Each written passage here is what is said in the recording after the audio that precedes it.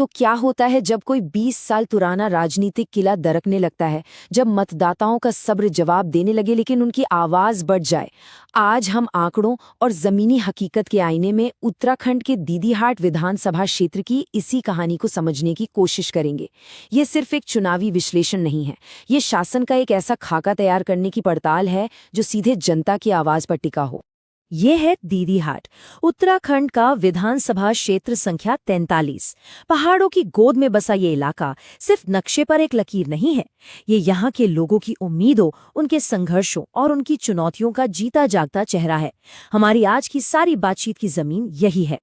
तो यहाँ की सियासी पहेली आखिर है क्या? देखिए, एक तरफ है 20 साल से कायम एक मजबूत किला, दूसरी तरफ लोगों में बढ़ता हुआ गुस्सा और इन दोनों के बीच फंसा हुआ एक बटा हुआ जनादेश। यही वो कश्मकश है जिसे आज हम परत दर परत खोलेंगे। तो हमारा सफर कुछ इस तरह आगे बढ़ेगा। हम दीदीहाट की जमीनी हकीकत से शुरू करेंगे, फिर चुनावी आंकड़ों की पहेली सुलझाएंगे, इसके बाद नतीजों के पीछे के सिस्टम को समझेंगे और फिर शासन के लिए एक ठोस ब्लूप्रिंट तैयार करेंगे और आखिर में देखेंगे कि कैसे एक रणनीति जनादेश में बदल सकती है और जन केंद्रित नेतृत्व का रास्ता बना सकती है। तो आइए सबसे पहले जमीन की बात करते हैं, दीदीहाट की मिट्टी को समझते हैं, क्योंकि भारत की राजनीति में कोई भी रणनीति तब तक कामयाब नहीं हो सकती जब तक वो उस जगह के सामाजिक ताने बाने और लोगों के असल मुद्दों की नब्ज न पकड़ ले। तो यहाँ लोगों की रोजमर्रा की जिंदगी में असल दिक्कतें क्या हैं? बात है सड़कों की, जो जोड़ती कम है और अलग थलग ज्यादा करती हैं। बात है बेरोजगारी की और उस पलायन की जो युवाओं को अपना घर, अपनी जमीन छोड़ने पर मजबूर कर रहा है। बात है स्वास्थ्य सेवाओं की और शिक्षा की गुणवत्ता की। ये सिर्फ चुनावी मुद्दे नहीं हैं, ये हर घर की, हर परिवार की रोज की जद्दोजहद है। और ये समझना बहुत जरूरी है कि ये सिर्फ कोई आर्थिक समस्या नहीं है, ये एक सामाजिक और सांस्कृतिक संकट है। जब कोई गांव खाली होता है तो सिर्फ घर पर ताला नहीं लगता, एक पूरी संस्कृति पर ताला लग जाता है। दीदीहाट में शासन का मतलब बड़े बड़े ऐलान करना नहीं है, शासन का मतलब है एक सड़क बनाना जो किसी मरीज को वक्त पर अस्पताल पहुंचा दे।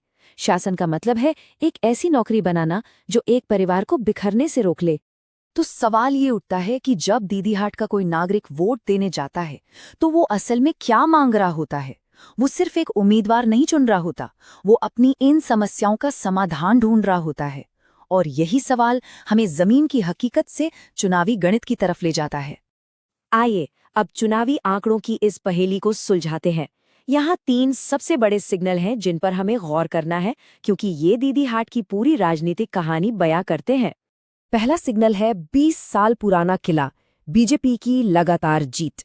दूसरा, और ये बहुत अहम है, जीत का मार्जिन लगातार घट रहा है। 2022 में ये सिकुड़कर सिर्फ 5.9% रह गया। और तीसरा सिग्नल है स्पॉइलर इफेक्ट, जहां एक मजबूत निर्दलीय उम्मीदवार बार बार सत्ता विरोधी वोटों को बांट देता है। अब जरा 2022 के आंकड़ों पर नजर डालते हैं। बीजेपी को मिले 37.69% वोट। अब इसे अकेले मत देखिए, कांग्रेस और इंडिपेंडेंट कैंडिडेट के वोट को मिलाइए, वो होता है करीब 58%। इसका सीधा मतलब है 10 में से लगभग 6 लोग बदलाव के लिए वोट कर रहे थे, पर वो वोट बट गया और बस यहीं पर सारा खेल हो गया। और इस गणित में सामाजिक ताना बाना भी बहुत मायने रखता है। करीब 26.5% अनुसूचित जाति और बाकी में पहाड़ी राजपूतों की बड़ी संख्या। मतलब साफ है, कोई भी रणनीति इन सभी समुदायों को साथ लिए बिना और उनके मुद्दों को संबोधित किए बिना सफल नहीं हो सकती। तो अब सवाल ये है कि ऐसा बार बार क्यों हो रहा है? देखिए, हमारा मकसद किसी व्यक्ति विशेष पर उंगली उठाना नहीं है, बल्कि उस सिस्टम को समझना है जो ऐसे नतीजे पैदा करता है, क्योंकि असली वजह वहीं छिपी है। इसके पीछे 3 बड़ी सिस्टम लेवल वजह हैं। पहली, इनकम्बेंसी इनर्शिया, यानी 20 साल पुरानी सत्ता की जड़ें इतनी गहरी हैं कि उन्हें हिलाना मुश्किल है। दूसरी वजह है विपक्ष का बिखराव, एंटी इनकम्बेंसी वोट एक जगह इकट्ठा ही नहीं हो पाता। और तीसरी वजह डेवलपमेंट डेफिसिट, मतलब वादों और हकीकत के बीच का वो फासला जो लोगों में नाराजगी पैदा करता है। और इस डेटा के विश्लेषण के बीच एक बात याद रखना बहुत जरूरी है, हमारे संवैधानिक मूल्य हर नागरिक की गरिमा को सबसे ऊपर रखते हैं और एक जिम्मेदार, जानकारी पर आधारित सार्वजनिक चर्चा ही हमारे लोकतंत्र की असली बुनियाद है। ये सिर्फ नंबरों का खेल नहीं है। अगर हम पिछले 20 साल के सफर पर नजर डालें तो एक पैटर्न साफ दिखता है। धीरे धीरे वोटर टर्नआउट बढ़ा, यानी लोगों की भागीदारी बढ़ी। लेकिन कहानी में असली मोड़ आया 2017 में, जब अचानक एक निर्दलीय उम्मीदवार को करीब 32% वोट मिले। और 2022 में भी यही कहानी दोहराई गई। ये एक बहुत बड़ा बदलाव था। इस बंटवारे को और गहराई से देखिए। एक तरफ कांग्रेस, जिसका एक तय वोट बैंक है, करीब 23 से 28%। ये वफादार तो हैं, पर जीत के लिए काफी नहीं। दूसरी तरफ है वो निर्दलीय उम्मीदवार, जिनका वोट शेयर एकदम से बढ़कर 32% हो गया। ये साफ इशारा है कि मतदाताओं का एक बहुत बड़ा हिस्सा वो बदलाव तो चाहता है, पर उसे शायद दोनों बड़ी पार्टियों में अपना विकल्प नहीं दिख रहा। तो हमने समस्या को समझ लिया, आंकड़ों को देख लिया। अब बात करते हैं समाधान की। विश्लेषण से एक्शन की तरफ बढ़ते हैं। शासन के लिए एक ब्लूप्रिंट कैसा हो सकता है जो किसी भी चैलेंजर को एक रास्ता दिखा सके? किसी भी चैलेंजर के लिए पहला कदम होता है स्वॉट एनालिसिस। ताकत क्या है? जमीनी स्तर पर गांव में एक मजबूत कैडर। कमजोरी? सामने वाले की राज्यव्यापी पहचान। सबसे बड़ा अवसर? लोगों की नाराजगी, सड़क, नौकरी, पलायन को लेकर। और सबसे बड़ा खतरा? बीजेपी का संगठन और वोटों का यही बंटवारा। रणनीति का मतलब ही यही है कि इन चारों चीजों को समझकर आगे बढ़ा जाए। तो इसी आधार पर हम एक चतुर्मुख या फोर फेस्ड स्ट्रैटेजी की बात कर सकते हैं। पहला चेहरा सामाजिक है, हर समुदाय को जोड़ना। दूसरा चेहरा विकास का है, लोगों के असल मुद्दों को अपनी आवाज देना।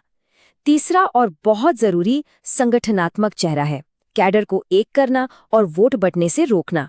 और चौथा चेहरा है कम्युनिकेशन का, यानी अपनी बात सीधे लोगों तक पहुंचाना। लेकिन कोई भी स्ट्रैटेजी कागज पर ही रह जाती है अगर उसे जमीन पर न उतारा जाए। तो चलिए अब एक्शन प्लान की बात करते हैं। स्ट्रैटेजी को मैंडेट में कैसे बदला जाए? 90 दिन का काउंटडाउन। कैंपेन का फोकस बिल्कुल साफ होना चाहिए। ये चार्ट देखिए। दीदी हाट क्या मांग रहा है? सड़क, रोजगार और पलायन का समाधान। बस सारा ध्यान, सारी ऊर्जा इन्हीं 3 मुद्दों पर लगानी होगी, क्योंकि यही वो बातें हैं जो हर घर, हर परिवार से जुड़ी हैं। इस 90 दिन के प्लान को 3 हिस्सों में देख सकते हैं। पहले 30 दिन मोबिलाइजेशन, यानी संगठन को जगाना, सर्वे करना। अगले 30 दिन एंगेजमेंट, गांव-गांव जाकर लोगों से जुड़ना, ठोस वादे करना। और आखिरी 30 दिन कंसोलिडेशन और गेट आउट द वोट, यानी एक-एक वोटर तक पहुंचना और ये पक्का करना कि वो वोट डालने जरूर आएं। और हाँ, इस पूरी कवायद में एक बात का खास ध्यान रखना होगा। भारत के डीपीडीपी फ्रेमवर्क के तहत लोगों की प्राइवेसी और उनकी सहमति सबसे ऊपर है। हमारा काम जानकारी के जरिए लोगों को ताकत देना है, उनकी निजता में दखल देना नहीं। हर नागरिक तक पहुंच पूरे सम्मान और कानून के दायरे में होनी चाहिए। अब हम अपने विश्लेषण के आखिरी पड़ाव पर हैं। यहाँ बात सिर्फ चुनाव जीतने की नहीं, बल्कि एक जन केंद्रित नेतृत्व का रास्ता बनाने की है। दीदी हाट के लिए एक विजन। यहाँ एक बात बिल्कुल साफ समझनी होगी, कागज पर बनी कोई भी स्ट्रैटेजी तब तक बेकार है जब तक उसे लागू न किया जाए। डेटा रास्ता तो दिखाता है बिल्कुल, लेकिन वो रास्ता लोगों से सीधे जुड़कर, एक अनुशासित संगठन बनाकर और एक होकर ही तय किया जा सकता है। और अंत में असल मकसद सिर्फ एक चुनाव जीतना नहीं हो सकता। असल विजन तो गवर्नेंस का एक ऐसा मॉडल बनाना है जहां आखिरी गांव के आखिरी इंसान की आवाज को सबसे पहले सुना जाए। क्योंकि जीत का मतलब सिर्फ वोटों की गिनती नहीं है, जीत का असली मतलब है लोगों की जिंदगी में एक सार्थक बदलाव लाना। If you want to become a people-centric leader and uplift your constituency, get in touch with Blueprint Strategies AI at mgr@blueprintstrategies.ai or call 080-4204-1602. Purpose beyond politics.